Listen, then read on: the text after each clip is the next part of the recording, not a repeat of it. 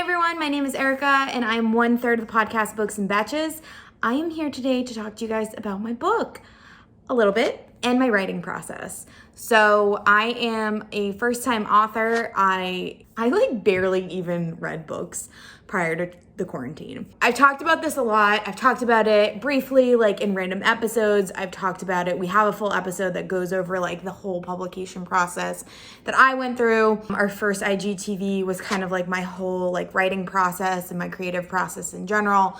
But I'm gonna talk to you guys exclusively what happened with this particular book. I'm gonna try to not do spoilers because this is more like promotional than anything, but I will talk to you guys a little bit about like what exactly I did and what I'm doing on my book too, and what I learned from writing my first book. I'll give you like the general rundown. I started reading in April of 2020 when lockdown went into effect. I got really sad. I got really bored. I just started reading. It was fantastic. I read probably 150, maybe 180 books. And then I said, Erica, I can fucking write a book. Like, let's do it. So I started writing a book. It was terrible. It was a fantasy. I think I wrote probably 150 pages and it was terrible. It was atrocious. It was a dumpster fire. It was difficult to write because I wrote it out of order because I'm a dumb bitch. So don't write your book out of order. Write it chapter after chapter after chapter. Like what I did on my first book is I was like, I knew what the beginning was going to be and then I knew what the end was going to be. And then I was like, oh, I'll fill the rest in. So then I started writing like big chapters that I knew needed to happen for like character development. And then I had a hard time connecting all these chapters together because I was like, well, how do we go from this to this? Like, that doesn't even make sense. So my biggest piece of advice for anybody is to write it consecutively. Write your chapters in fucking order or you will get like confused. One other minor thing that is super, super helpful, I don't know where you're writing. I wrote mine on Google Docs. And I wrote them on Google Docs because I personally like to be able to access my files from anywhere. Google Docs allows me to do that because I just save it on my drive versus if I use a Microsoft Word document, it is only in that Word document. And I don't know if you've ever had this happen to you, but like shit goes wrong, your computer blows up, whatever. I had an idea and I can't tell you the idea that I had because it ruins the book. I had the twist. I was like, wouldn't it be crazy if blah, blah, blah, blah, blah, blah, blah happened and this happened.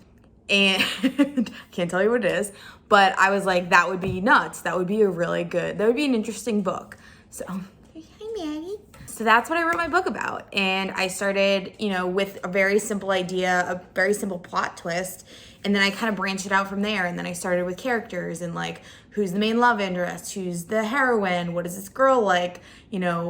What's her astrological sign? What type of person is she? What's her family like? What's her driving force? What's going on here? Like, why would she do something like this? Like, how is she going to react when she finds this out? How is she going to do like when this happens? And I mean, the title of the book kind of gives it away. Like the main person is a flight risk and they leave a lot when they get scared. That was kind of like how I started the process. Once I kind of mapped out all the characters, I gave them, personalities and last names and ages and occupations and all of these different things. I started writing out the actual plot summary. And I don't know if you've ever read a plot summary of like a fantasy novel on like Fandom or something like that, or like a wiki article. It's just like a shitty, like line by line, like they went to the store and at the store, like Marigold shot Bobby and Bobby was not happy about it. And that, like, you know what I mean? It's just like really poorly structured sentences of like what happens at every point in the book or the movie or whatever. I started doing that for my book and I just wrote out, I think it was a 4,000 word plot summary and it was every single thing that was happening. The beginning she's at a bar, like at a bachelorette party, and she has like flashbacks to how she left. So she's drunk, she meets a guy, blah, blah, blah, like goes from there. And then it kind of like pops into some flashback situations. My plot summary is not broken up by like chapters. It's just like whatever needed to happen within the plot. That's how I wrote it. And I just wrote it all out. And it was my roadmap the entire time I was writing this book. So one thing that happens when you write a book, and you don't think it's gonna happen to you, but it fucking does. I didn't think it was gonna happen to me, and it did. You get lost in it. You get lost in like writing stuff. You get lost in your chapters. You get lost in like, where is this heading? And it made me realize why like some books kind of feels like you're lost with the author. Like the author doesn't know what's going on either. And it's because you can get lost in your book. And I think having a guide that you've already previously written out, this is already something that you want to happen. Obviously, I changed things along the way. I changed certain details. I adjusted certain things. But for the most part, I had a guide to bring me to the end of the novel. So when I was writing this, I could stop and like at the end of a chapter and be like, all right, well, what's the next thing that I need to do? And I would reference my plot summary and I'd be like, all right, I need Brooks to be able to do X, Y, and Z because I need him to get to here and I need that to happen too. So it was just very like easy for me to like keep going and not be like, well, what should this chapter be like? So then I wrote the whole book, completed it. I did not write the epilogue yet. And I got a bunch of feedback from a ton of great people. All of you guys, probably some of you guys who have watched this, I got a ton of feedback on the first couple chapters. There's a couple of you that read the entire fucking book and did a bunch of feedback for me. I had an editor. I had a story editor. It's tough. It's really tough. Like, I don't think I necessarily write poorly grammatically, but I definitely have a lot of errors in there. Every article that I've ever read about writing a book says you should get an editor in some capacity. And there's two different types of editors. There are line editors and there are developmental story editors. I chose to do a developmental story editor because it was my first book and I was kind of like, I don't really know what this is supposed to be. I don't know what it's supposed to like, is this a good story? Is it like, I was just very insecure. That was actually one of the hardest parts of the creative process for me, was like feeling very insecure about my writing and my ideas, and like when people read this, are they going to be like, ugh, that's like weird what she wrote, like this person's weird for writing that. You're just like heavily scrutinized, so it's just a very uncomfortable process in general getting an editor. So I got a story editor and she fucking tore it to shreds, and obviously she did her job. That's like what the story editor is supposed to do, but it was really tough. I talk about this in the podcast. I think I insulted her by accident, not meaning to. And then I think she like really went in hard on my book because I insulted her. So like, I think she really did not compliment me at all because of that. So that was a tough moment because there was just not a lot of praise. And there was a lot of, this doesn't work and this doesn't work and this is confusing and what are you trying to say here, and if you do this then the character needs to do this. And I was just like, yeah, great, what about, like, is anything good? But a lot of you guys really enjoyed the first couple chapters, so that gave me a little bit more of like a boost. I really do recommend having people to read this and like give you feedback and just talking about it sometimes. Like John, my fiance, like we just talked about it, so that was fun. What I will do with my next book, depending on how good this one went, I think I might do a line editor instead of a story editor. I felt like the story editor was awesome and it was really helpful for my first book, but now that I understand more the types of things that they're looking for and the types of things that they do comment on, I think that I can self-edit that better than I can self-edit grammatically. So I think I am gonna spend my money on a line editor the next time. I think that is more helpful for me personally. If you have the money to do both, that would be fucking awesome. But it is kind of a lot of money. Usually it's like a cent a word. So if you have a long book, like it could cost you, $1,000 to get your book edited. It was a little difficult in terms of editing. I'm really fucking stupid and I didn't write the tenses correctly. And I really didn't even think about the tenses. I just kind of some of the times that I was writing, it was like 4 a.m. and I was just like, I need to get this done. Like I'll edit it later. I'll do it. This is such a TV thing to say. I was like, I'll edit it in post. Like that phrase is just like, oh, we'll get it in post. Like, oh, that is not what the fuck we talk about. Like, do it right the first time. Just think about your tenses. If you're bad with them, just focus on everything needs to have the ed at the end. Like, however you're writing it, it needs to be focused on that tense. And I regret not doing that, because at the end, having to change all of my tenses over, I probably fucked some of them up. Having to change all the tenses over was brutal. It took me days and days and days. So I highly suggest you do it before you're on your editing stage. It'll just make it a lot easier. Once I wrote the full book, I read it over. I read chapters over a bunch. I got a bunch of feedback. Some of the feedback had me adding more chapters.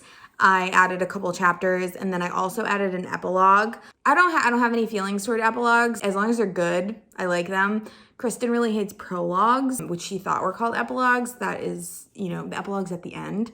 And the epilogue to me, for this book that I wrote, I think it really wraps everything up really nicely. And I will say ending a book is one of the hardest things I think I've ever done in my life. Bringing everything to closure, making it all not seem like cheesy and convenient, which it just ends up being, because like these stories are cheesy and convenient. Like, that's just what fucking happens in romance novels. Like, it just, like, it's hard. I'm super excited to release the book. I think you guys are really going to like it. For those of you who are romance readers, I don't know if you will like it if you're not a romance reader. It's obviously romance heavy. It is not super smutty, which does not live up to my name, Erotic Erica. Because this is my first book, my mommy's going to read this. All of my family's going to read it. So it's a little bit closed door. There are a few moments of a little heavy petting, but for the most part, it is pretty much fade to black. But my next book is going to have some smut, like a lot of smut. So don't worry about that, baby.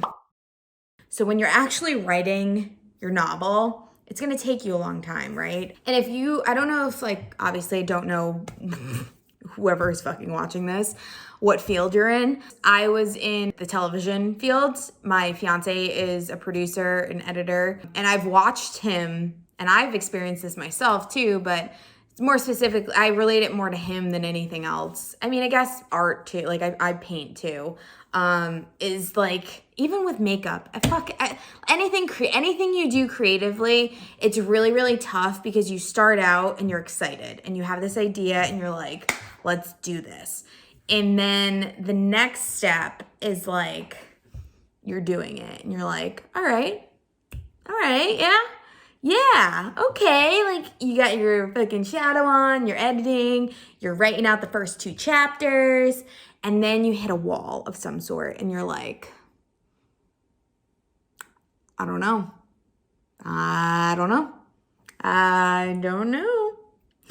This doesn't seem as good as it did 5 minutes ago. And then you're like, this fucking sucks. This is the worst thing I've ever done. This is terrible. This doesn't look good. This doesn't feel good. Nothing makes sense. And you're like, I want to trash this. I want to start over. But usually the stage happens a little bit too far along for you to start over. So you're just like, I can't scrap it. I just got to keep going. So then you keep going. And then you're like, okay, maybe it's not as bad as I thought it was. Okay. And then you're like, not as bad as I thought it was. This is fucking awesome. And then you're back at square one of like, this is awesome. Okay, yeah, doing it. And it's just that fucking circle that goes around and around and around and around until you finish this book. And it's brutal. And the time periods of some of these things are really tough. You're sitting there being like, this is the worst thing that's ever happened. It's like depression, because in your head, there is no other option. It is terrible. It's bad. You cannot see any of the good in it. And that, it's hard.